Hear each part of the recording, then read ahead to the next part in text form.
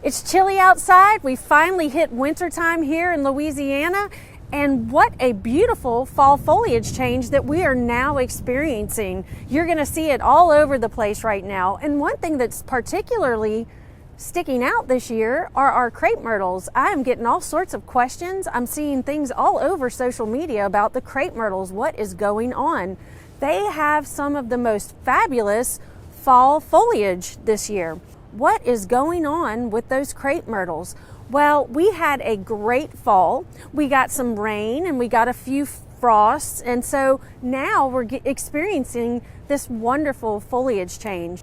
It's typically our hybrid crepe myrtles that are experiencing this beautiful color. Some of our other crepe myrtles have already dropped their leaves, but the Farii hybrids that have the Indian names such as Muskogee and Acoma and our beautiful Natchez crepe myrtle are the ones where we're seeing this spectacular orange color.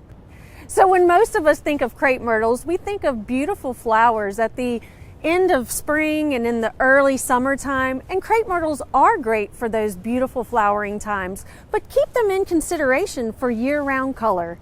For Get It Growing, I'm Heather Kirk-Ballard with the LSU AgCenter.